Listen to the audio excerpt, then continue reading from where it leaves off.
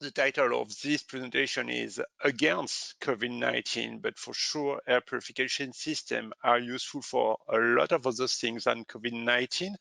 But COVID-19 is a good reason to talk about air purification. So I will try to give you more feedback about the technologies to help you understand how it works and how to select between different available technologies. Now there is 38 people, so I will wait 1 minute more, and we will start the technical presentation. So as said before, my name is Cedric Herry. I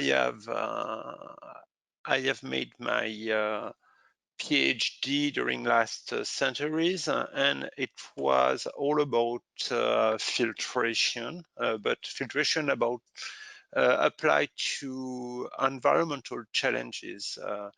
And I joined the company HALOP in 2001, and I've worked for HALOP 100% focused on filtration of particles and VOCs in laboratories.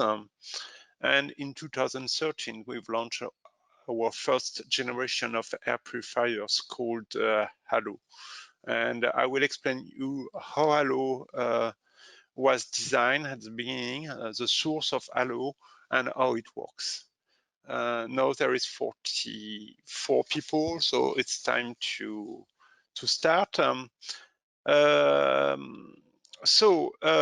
This presentation is all about air purification. And to start talking about air purification, there is probably a need to talk about pollution, because for most people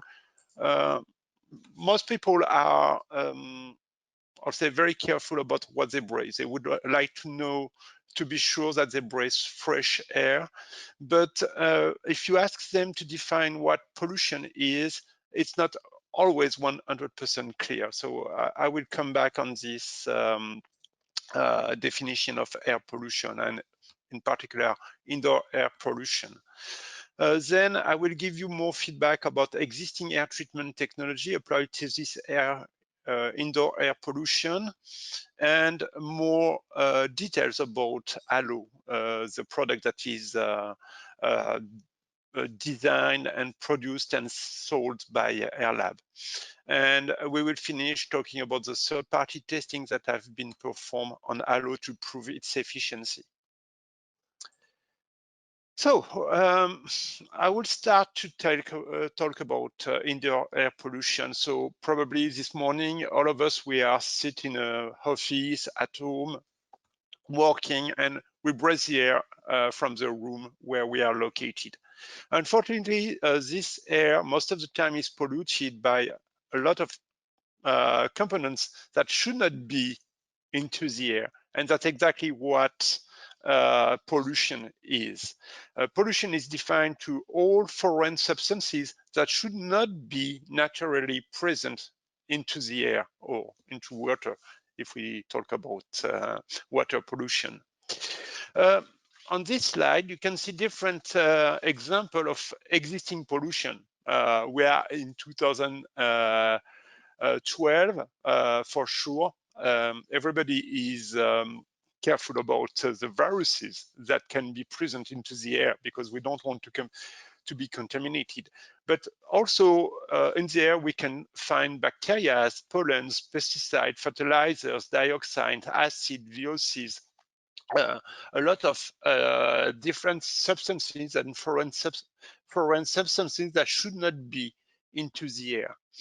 If we try to detail all this pollution, the first things we can determine is that there is a big gap between the smallest pollution, the gas and vapors, what we call the VOCs, the volatile organic compounds, and the biggest one. So the smallest one, their size is around 1 nanometers or few nanometers, up to the biggest one, who are close to 1 millimeter. if we talk about pollution, and if we try to analyze the pollution that we breathe, we will very quickly also determine that all this pollution is a mix of gaseous chemicals, liquid chemicals, solid chemicals, or sometimes mix of solids and liquids mixed together. So when I talk about pollution, under this term pollution, we can see that there is a large variety of different substances with different properties. That makes air purification a little bit difficult. If you don't understand what you want to trap, it's almost impossible to define what kind of technology to use. And if I want to focus on this complexity, I've got also to talk about other parameters that have to be taken into account before determining the most appropriate technologies. We can talk about the concentration of pollution that is present, depending on where you are, offices, kitchen, laboratories. The concentration of pollution, type of pollution you breathe is not always the same. The size of the room or the airflow you've got to treat is also very important parameters. The temperature and humidity are also two parameters that must be taken into account before selecting the appropriate air purifier. First of all, I will talk about the technologies that are available to trap VOCs, the gaseous pollution that is present into the atmosphere. On the market, there is a large range of existing technologies that are available. And the selection between these different technologies depends on two parameters. The flow rate that has to be treated, expressed in cubic meters per hour, or if you're in North America, in cubic feet per hour, and the concentration of pollution to trap that can be expressed in gram per cubic meters, or in ppm or ppb of pollution. On this chart, you can see that there is 7 or 8 different technology available depending on the airflow you've got to treat and the concentration you want to trap. Some of these technology are not applicable at all for air cleaner in a room. That's the example for thermal oxidation or biological treatment or condensation that are almost unapplicable for indoor air pollution. But if you just study the available air purifiers that are on the market, you will see a lot of air purifier using two main technologies. The first one is adsorption, and most of the time adsorption is powered thanks to activated carbon. And you will find also plasma or photocatalysis applied to VOC treatments. So these two technologies are available on the market, but I would say that are not exactly equivalent. Adsorption is a technology that has proven its efficiency since the beginning of the 19th century. Plasma and photocatalysis are two merging technologies that needs both the correct amount of energy to destroy VOCs, but at the same time that need to be monitored very carefully to be sure that there is no byproduct created by the reaction. I would say when we talk about air purification for VOCs, the most appropriate technology on the market is probably adsorption. I will not develop this part because now we're talking about viruses, and viruses, the way we trap viruses is the same way we trap particles into the air. When we talk about microbiological removal, microbiological includes viruses or bacteria or aerosol for particles removal. I can list 4 main technologies that are applied to the removal of this type of contaminants. The first one, you will find a lot of air purifiers on the market that includes UV lighting. Plasma discharge is also sometimes used to trap or to destroy microorganisms. You will also see some air purifiers using electrostatic filters. And the last technology that is very commonly used are HEPA filters. On this chart, you can see that all technology are not used exactly for the same purpose. As example, if we talk about UV light will act on viruses and microorganisms, but are not applicable for particles. Plasma, it's almost the same. Not applicable for particles, but applicable for microorganisms and bacteria. For both UV lighting and plasma, we can also observe that the efficiency of this technology highly depends on the amount of energy that is discharged during the air treatment. The third technology is the use of electrostatic filters. I think this technology was launched on the market in the 80s by big companies such as 3M. The principle of electrostatic filters is to use electrostatic forces to attract the particles on some fibers. It works very well when the filter is new, but when you start to clog the surface of the fibers with particles, the electrostatic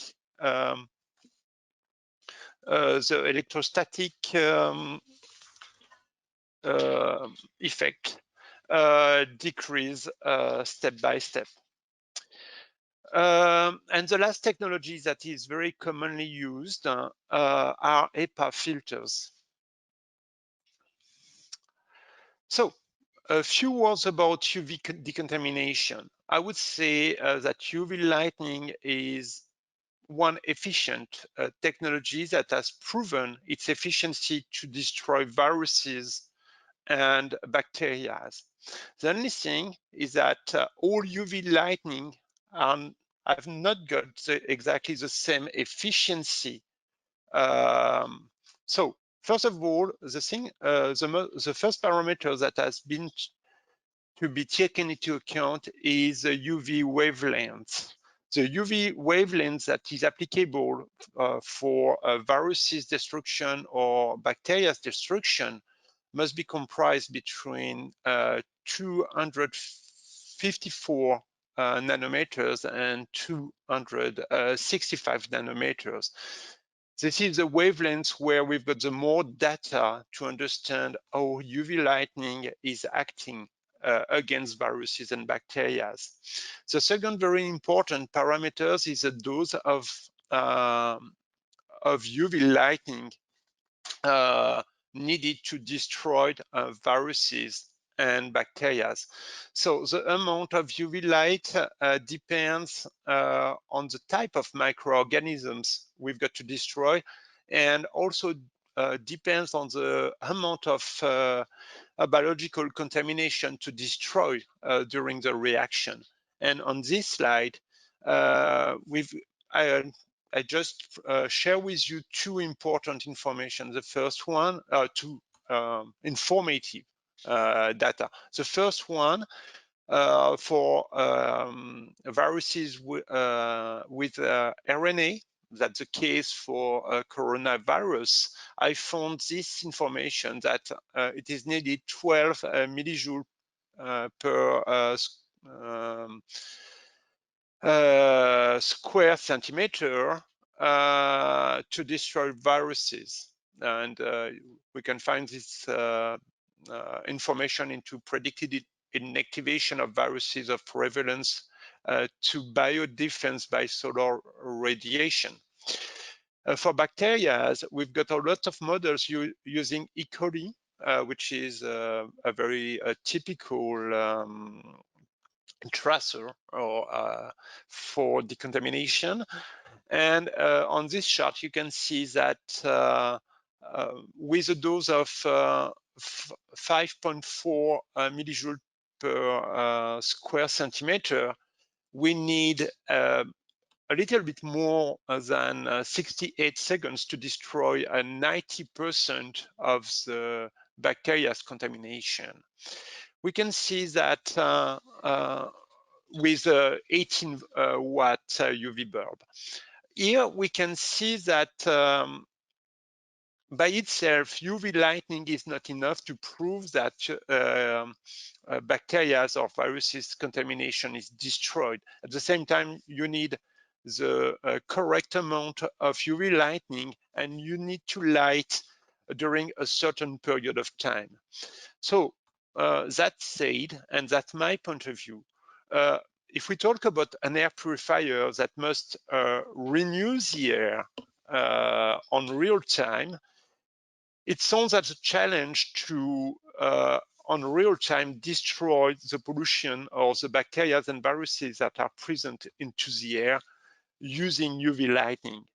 Or for that, you need very powerful UV lighting, probably not the one you find on some air purifier that are sold at 50 or 100 US dollar on the market. So the second very proven technology that is available on the market is the usage of HEPA or ULPA filters to trap particles and viruses and other microorganisms. These type of filters are not new. They have been used for decades on some equipment, safety equipment in laboratories. And on the picture here, you've got a BSC, a biological safety cabinet, that is commonly used to handle very hazardous viruses and bacteria in laboratories. This type of equipment, or the efficiency of this type of equipment, mainly depends on the efficiency of its filters, and the filters that are embedded onto BSCs are HEPA or ULPA filters. How does it work? So HEPA or ULPA filters are made with a big networks of fibers that are pressed together, and most of these fibers are fiberglasses. So most of the time when you try to explain how HEPA or ULPA filters works, most of the people think about a sieve. So you think about the fibers and think about the distance between the fibers, and most of the people think that the particles that are bigger than the space between the fibers are trapped and the smallest one pass through the filters. In fact, the sieving effect or the straining effect is very minimal. The percentage of particles that are trapped thanks to this distance between the fibers is less than 5%. Most of the particles are trapped by other type of interaction, such as interception, inertial impaction, and diffusion. And these properties or this reaction allows the trapping of particles that are a lot smaller than the space between the fibers themselves. On this chart, you can see the way the efficiency of filters evolves depending on the particles diameters. And due to the different reactions that are used to trap particles, here we can see that the minimum efficiency of HEPA filters is obtained for a size of particles that is most of the time comprised between 0.2 and 0.3 micrometers. And for particles that are bigger or smaller than 0.2 or 0.3 microns, the efficiency of filters increase. And that's a very good news when we talk about viruses such as coronavirus, because the size of coronavirus is comprised between 60 nanometers and 160 nanometers. And we can see, thanks to this chart, that HEPA filters or ULPA filters are perfectly well designed to trap this size of particles. But the second thing we've got to understand is that HEPA filters and ULPA filters are not all the same. So HEPA and ULPA filters are arranged according to a standard that is called EN 1822 Part 1, and the latest version of this standard was published in 2019. On this chart, you can see that we've got three categories of particulate filters: the EPA, efficient air filters, and their efficiency to trap small particles is between 85 and 95%. A little bit more efficient, we've got the high efficiency filters, H12, H13, and H14, with efficiencies that are comprised between 99.5% and 99.995%. And we've got the ULPA filters with the highest efficiency, comprised between U15. Sorry, there is two mistakes on my slides. I will correct it and before a final diffusion, but the U15 and not the U5. I've got an efficiency of 99.9995, and the highest efficiency is obtained for the U17.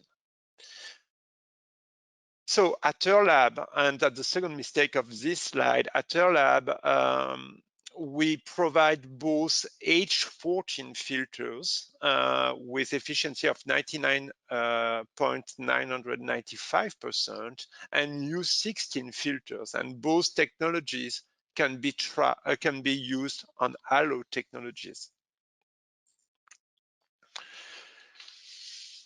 So HEPA and ULPA filters efficiency also depends on contact time. So all the filters, HEPA filters, are challenged one by one, and on the sticker of the HEPA filters, the maximum airflow that can pass through the filter is ticked on the side of the filter. That said, so the more airflow you want to trap, the highest the size of the HEPA filter must be.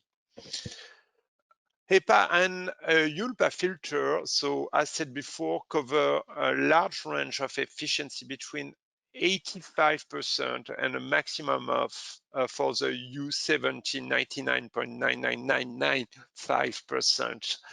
99.99995%. You will see very, very few H17 filters on the market because they are very, very difficult to produce, but it's more common to find a U16 filter. And both H14 or U16 filter are sufficient to trap the viruses and pollution for indoor air quality. The choice also between, I just want to talk about a certain misunderstanding. The choice between HEPA filters and ULPA filters do not depend on the particle size you want to trap. They both trap exactly the same size of particles. But the difference between a HEPA filter H14 or ULPA filter U16 filters is only linked to its efficiency. The handling of HEPA filter and ULPA filter is also very important, and the way it is shipped to the end user, the way it is installed, must be done very, very carefully, because the fiberglass that are on the surface of the filter are very sensitive, and I recommend not to touch the surface of the filter, because if you touch the surface of the filter, you decrease its efficiency. HEPA and ULPA filters efficiency remains the same during all the life of the air purifier you use, but step by step, all the particles will clog the space between the fibers. And after a certain period of time, the pressure drop of the filter increase and the airflow that pass through the filter decrease. And for that, it's very, very important to change HEPA filter on time if you want to preserve the airflow treated in a room. Thanks to HALOP, the airflow is always monitored thanks to smart fans that are embedded onto HALOP and that monitor the RPM and the consumption of the fan.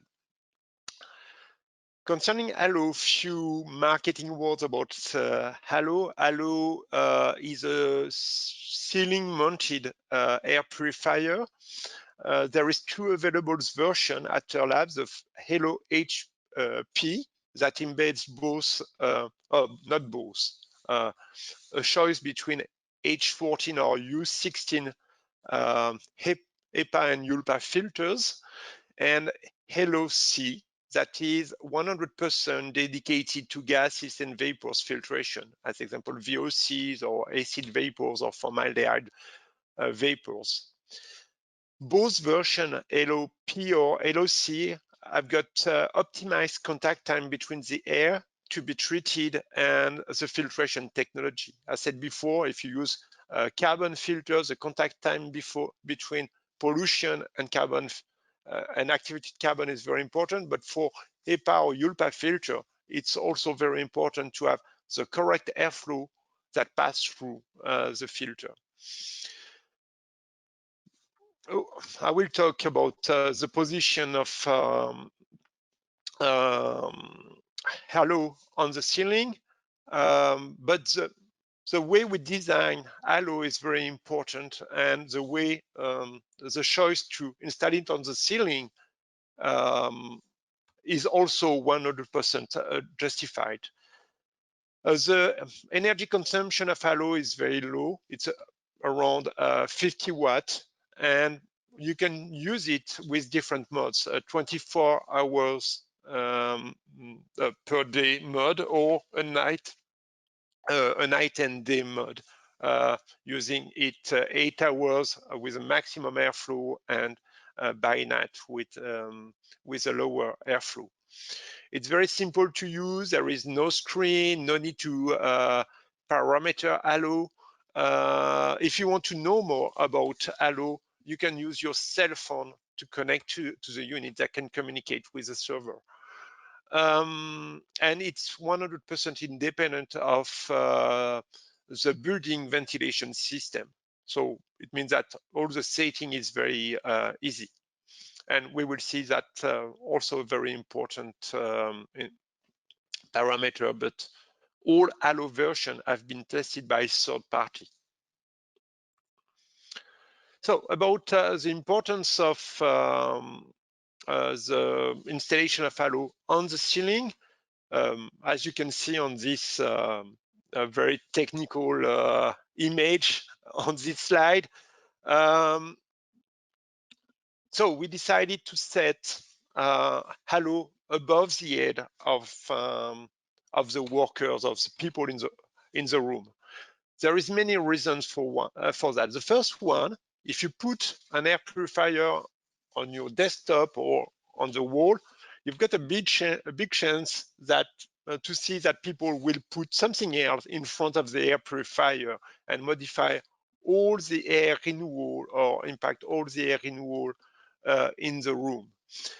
By mounting the HALOP on the ceiling, we are sure that nobody will unplug the unit or nobody will put something that will change the airflow pattern of the air purifier.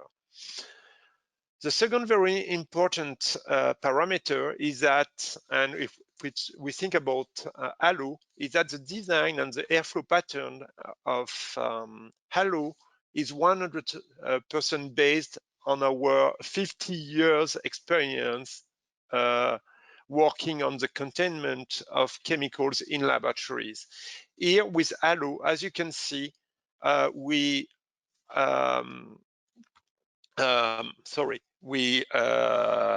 ventilate the air from the people to the HALO, and doing that, we create a kind of air barrier between two people, and then we evacuate the air by the side of the HALO.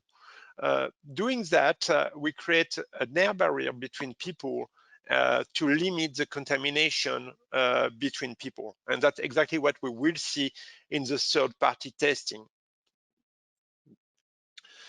What was done? So the third-party testing was done in the US by a company called 3Flow that is located in North Carolina. The chairman of this company is also one of the most influential experts at the powerful American ASHRAE. ASHRAE is a standardization organization that works on laboratory ventilation. So he called us in order to test HALO, and he wanted to compare HALO to the classical air renewal of a room. And he tested HALO in 3 different situations. 2 air change rate per hour in the room with no HALO units, and 2 ACH air renewal per hour plus 1 HALO unit on the ceiling. And he did a second one that I will not present, but with 2 air change rate per hour plus 1 HALO on the ceiling and 1 on the wall.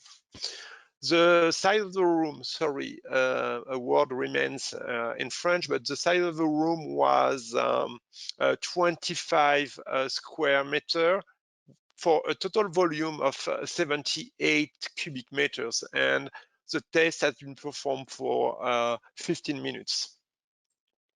During the test, 3Flows monitors different size of particles that were emitted by 2 people talking together and emitting particles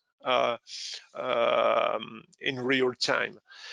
We can see here that the impact of HALO is 100% on the smallest particles, and it makes 100% sense, because that's the one that remains in the air for the longest time, and that's the ones that are responsible of COVID-19 contamination. And here on this chart, we can see that, for example, on the 0.3 micrometers particles that are very close to the size of viruses, the reduction of viruses reaches a 75% reduction. So it means if we talk about the reduction of risk to be contaminated, it's a 4 times less chance to be contaminating using HALO. A second very important image is based on the ASHRAE COVID-19 guidelines. So when America faced COVID-19 crisis, ASHRAE very quickly published a guideline talking about the need to improve room ventilation. In Europe, we find almost the same recommendation. In some countries, in France, I think the government told us to open the windows. So that is 100% feasible in summer, but I think in winter it would be a challenge to open the windows. But by flushing out the contamination, we know that we reduce the risk to be contaminated by the virus. And so the goal of the ASHRAE COVID-19 guidelines is to achieve 95% reduction of biohazard.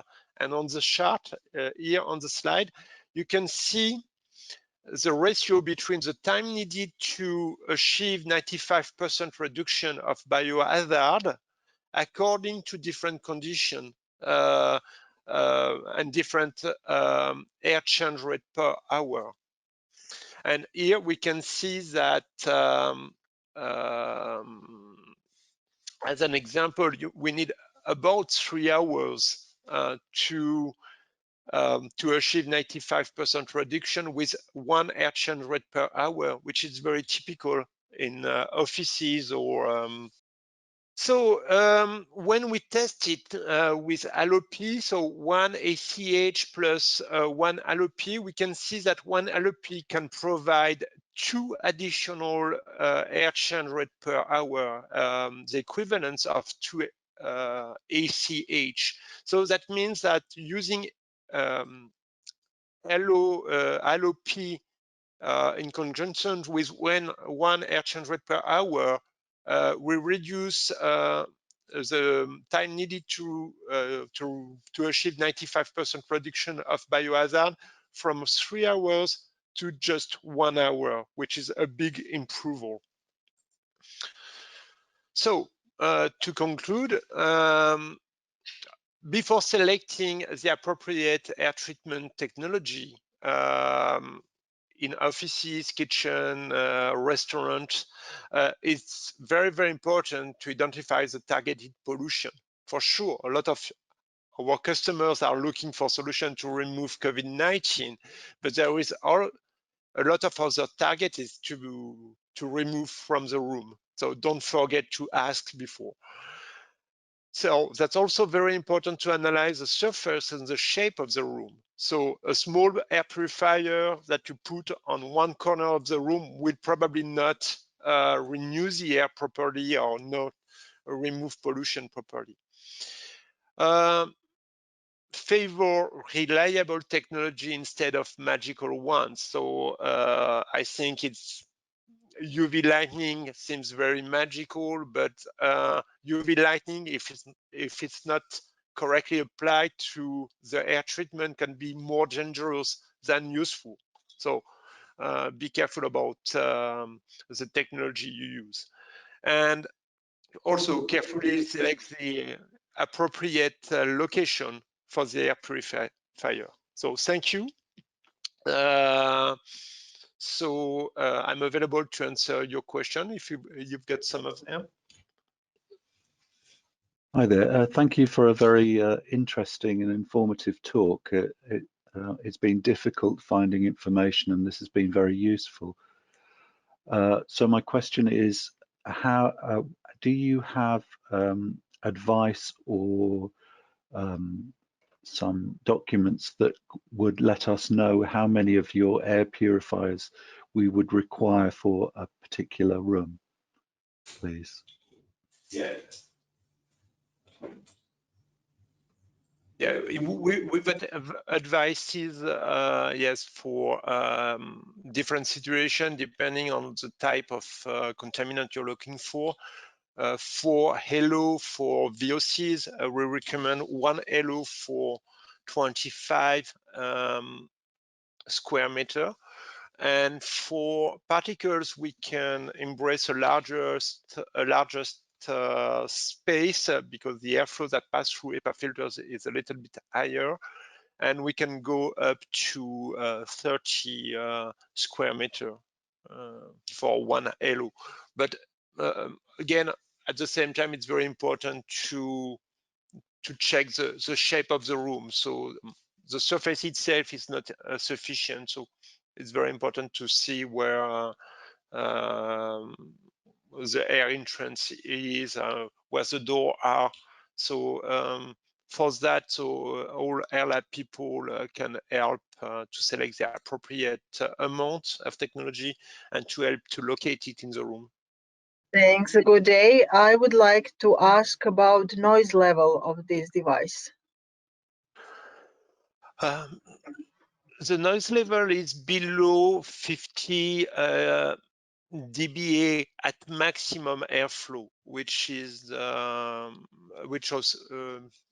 occur very rarely. So I would say if we compare, it's very comparable to a fridge, I think. The compressor of a fridge, so it gives you a kind of equivalence. Yes, thank you. Hi there. This just kind of follows Trevor's question, actually. I can see how this system works very well in labs in big spaces, but my question is similar to what Trevor has asked. Have you got any advice or thoughts on how this would work in sort of more offices, so discrete small offices, and how many you would need, and whether that makes sense, if you see what I mean, in terms of thinking of covering, you know, office spaces? Yeah. Yeah, for sure. We've got feedback. So since the beginning of the COVID-19 crisis, we've got more and more application in offices. It works as good in offices as in laboratories. There is no reason to have a difference. I would say it's easier in offices because most of the time the ceiling is a little bit lower than in laboratories. And the testing that has been performed by StreetFlow mimics exactly what occurs in offices. They located two people in the room, seated in front, the one in front of the others, talking together and with halo above their head, centered in the room. That exactly is a typical situation in an office shared by two people. Sorry, yeah, so that's a good point. I forgot to add that I am talking of offices, but I think you've addressed that, not that are just say 10, 15 people, but the small offices that are say under 9.5 square meters. So if you think about that, then you're talking of having a halo in every single kind of two-person office, if you see what I mean. Yeah. Yeah. And you think it works well. That would be interesting to see the data on that. I not only think, I'm pretty sure if we consider the experience we've got on site with some customers and what was observed by StreetFlow, there is no doubt that it works very well with small offices or for open spaces. And in open spaces, what we've got to consider is a number of halo regarding the total space. But there is no more doubt about the efficiency in offices and each type of offices. Yes, hello, good morning. Thank you for sharing this interesting presentation. My question is a little bit different. I just wanted to ask about electrostatic filters. I could see you mentioned them in one slide. I could see you describe the efficiency of UV, HEPA, ULPA against the viruses and bacteria, but I couldn't see more info about the efficiency against viruses and bacteria of electrostatic filters. Is there any reason why you didn't mention them again? Electrostatic filters, I would say, so I'm not a big fan of electrostatic filters for the reason I mentioned at the beginning, and that's the reason why I did not develop. Electrostatic filters, when they are brand new, they work very well, but their efficiency decreases very quickly. And that's a technology I do only use for pre-filtration when I know that there is something after it. But by itself, I would not recommend at all electrostatic filters for viruses or bacteria because of the risk of a quick decrease of efficiency. I just wanted to know if is it already provided with the selling of the air purifier, a kind of certificate with the reduction of particles provided by HALO, just something to give to the clients to certify the real efficiency of the HALO. And if I well understood, for larger rooms, larger than the one you used for the experiments, can a multiple installation of air purifier supply an equal efficiency? Yeah. Okay. Okay, I will start with the second question, which is very easy to answer. Yes, when the room is larger than 25 or 30 square meter, yes, we install multiple HALO homogeneously spread into the room to provide a good air renewal, and that's something we've done multiple times in office buildings or lab buildings. And concerning the certificate, there is two levels. The first one, each filter is delivered with its own certificate that prove its efficiency regarding EN 1822 for small particles. And we are looking for a way, it's not 100% ready, also to share the third-party testing from 3 flows, but we've got also other testing on the ways now that will be very quickly available for distributors and customers. Hi. Thank you very much for the presentation. Really good. Question, first of all, about the HALOP. How often do the filters have to be replaced? And then number 2 question is, you didn't speak too much on ultraviolet light, but I'd like to know your thoughts on the ultraviolet light killing the virus only, and that and a filter then taking out the other particles. What are your thoughts on that? Thank you. Okay. So first of all, concerning filter replacement, so it depends on the usage of HALOP. If you use classical night and day mode, we recommend a replacement of the filter every 3 years. That's very typical, and that's based on our 20 years or 30 years of experience with HEPA filters. And I'm not 100% sure to understood well the question about UV. So, but I will give you my thought about this UV, whatever. I think UV is a very reliable technology to destroy viruses and bacteria, but it's not 100% applicable for a real-time decontamination, because if you want to decontaminate a volume of air, you need to light all the volume with UV, but for a certain period of time. And unfortunately, the air that pass through the air purifier most of the time do not remain in the air purifier more than 2 or 3 seconds, which is a typical contact time in air purifier such as HALO. And I would say that most of air purifiers on the market are smaller than HALO with contact times that are lower. And I could not imagine any efficiency with this kind of UV lighting to decontaminate the air. I would say it's more a gadget than anything. And here is my thought is, yes, UV light is a proven technology, but at the second time, most of the time it's not correctly used or for air treatments.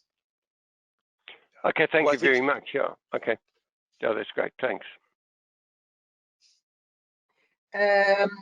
Following this question about replacing filter, we are missing information about safety recommendation during the replacement.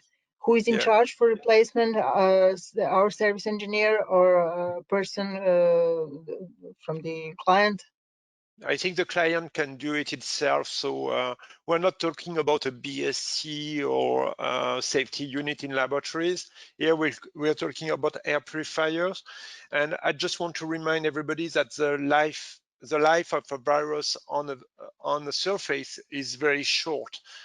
Even if today there is some studies showing that we find a trace of virus 1 week after the contact between a sick person and a surface. In fact, what I've seen on the different publication, they found RNA, but they do not find virus that are still alive. So it means that if you wait long enough, I would say 24 hours or 48 hours before replacing the HEPA filters, there is no risk at all. So we're not talking about BSC again, and the life of viruses is very, very short. Can you say something about the airflow that I can adjust, maybe in liters per second?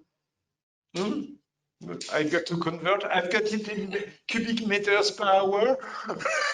Cubic meters per hour. So the airflow through HALOP VOCs is 220 cubic meters per hour, and for HALOP, it's 300 cubic meters per hour. And sorry, but I will calculate it in liters per second, but I will share the information after the presentation. Okay. I think I do not have any other questions. So let me just check. Yes, Désiré d'Andrea. Okay, he wanted to know if I'd like to know if you provide a project for a specific situation, like how many machines, how much concentration will decrease, and so on. Thank you. To know the concentration that will decrease, we need to know how much concentration we've got at the beginning. That's the first thing, but yes, for sure, we can help by project. So if we've got very specific questions, such as the number of HALOP needed or the possible impact on the room, let us know, come back to our salespeople, and they will help you to answer all these questions.